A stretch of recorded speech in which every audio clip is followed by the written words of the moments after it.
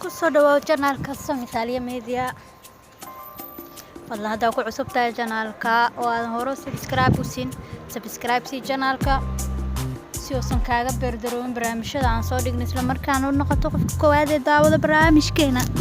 Fadlan kambareerka hoose ku sii subscribe-ka waa lacag la'aan. volunteer ahaan waa lacag dhan laga maro free waaye.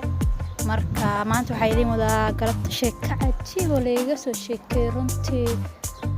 sheekadii ugu yaabta badneed inta joogno oo aan maqlo wiil Soomaaliya waxa ka dhumay sharci waddanka Talyaaniga sharciga goormo dhumay ma yiraahdaan wuxuu ka dhumay 2016 markaas wuxuu rabaa sharci dhumay 2016 hadda 19 duumil Janoof rabo inuu hadda cusboonaysiisto عجيب wuxuu tagaalay dastuurada markuu tago wuxuu yiri appointment waxa haysta 2016 sharciga dhumay subxaanaka yaa ilaahay markaas ninkii gaalka oo dastuurada jooga wuxuu yiri inteenta jirtay fulaha dhakhtarka ku jira ka wabanay dhakhtarka ma ku jirtaa xaabinaysa caabaysa كجرم كوساسي لو حالي لو كدكتور gasho loo sharci balantaana haysta balanta xawqad marka soo xuure lacag ba ma haysan baatan jadwalka dhan uu soo dejibaan lacag ba ma haysan adiga inda cadeesi wuxuu galay indin inuu hadalka ku dhameeyo sida qof interview-ga laga qaadayo kale adiga qofku run sheegayo qofku been sheegayo mujigiisa laga garan karaa marka wuxuu ka qof yiri kala keemaaday adigoo iska naqaana Soomaalida noo soo meel kale iska aadan hadii dib Talyaani ugu soo laabana waxa iska daa qofka Yurub wax ku dhaantay male maanta erba shana Yurub kala tigisa kana waarta sharcigiisa adeer laba midooyin kala isku diray waxyaabo hore oo ay macquul kula ahayd maanta macquul ma aha wadankan laakiin had wadankan waa wadankan waxa aaminsanahay hadaa fursadaha ka raadsato inuu yahay wadanka ugu fiican ee Yurub ee lagu noolaan kara Talyaani markii uu leeyahay waxa uu leeyahay waxbarashada daraadsato waa ka helaysaa shaqada daraadsato waa ka helaysaa laakiin muhiimadu waxay tahay luqad wadankiina barato luqadii markaa barato dadka la xaqiisho dadka wareysata anaga Soomaali community ma qabno fiican oo waxba noo faa'iideynayso maanta caawinayso Soomaalida haddana waxaan ku ceemanaa waxay tahay marka asxaab yeelato kala asxaabtaada waxay ku leeyihiin waxa sameeyso waxa xaq baa u leedahay sharciga haysata wadanka sharciga ku joogta sharci darro kuma joogto dawladda ku qaabishay xaquuqiyada ku leedahay laakiin inta ku jirna akaasada ku leeyahay sidoo kale markaas oo kale way dib badan tahay si wax iyaga ku caawinayo laakiin ilaa kuma furno waxa iska u raadso xarumaha jira dadka laga caawiyo warqadaha jira la sameeysto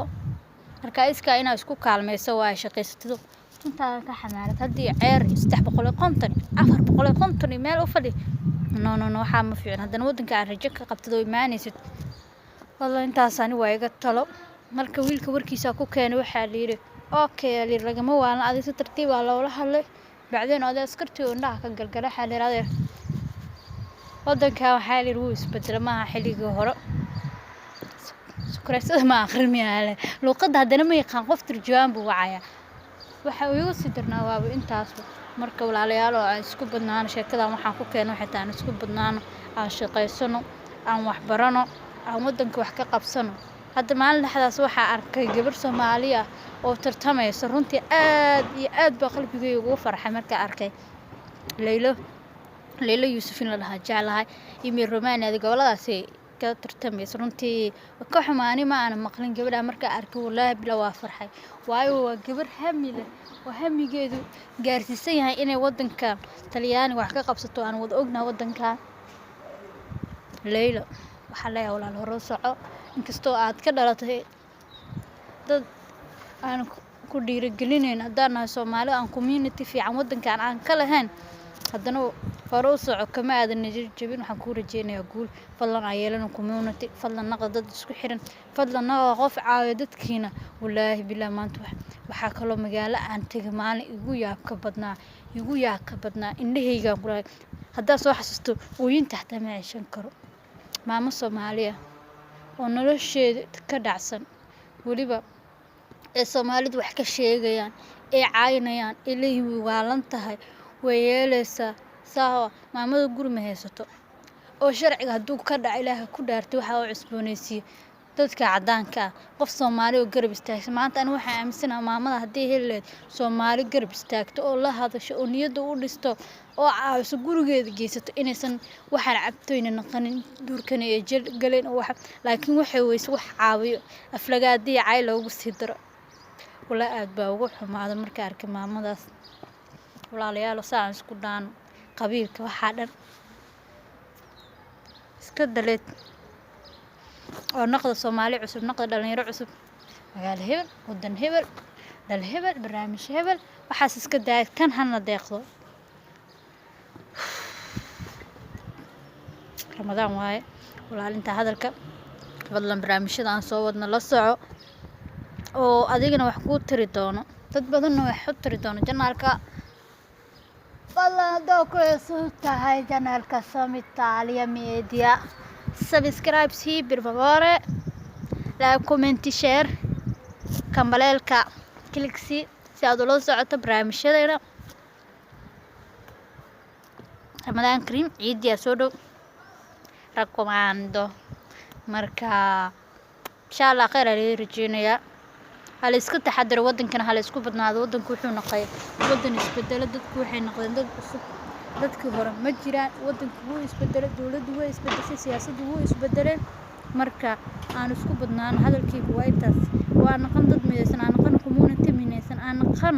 dad meel ka soo wada jeesta carabta oo aragtay Afrikaan kale oo arag community leeyihiin dad isoo caawiyo leeyihiin meel wax ka raadsadaan meel xaqooda way dhacsadaan laakiin anaga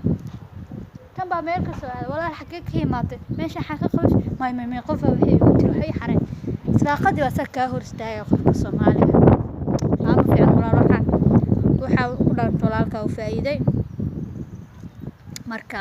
insha Allah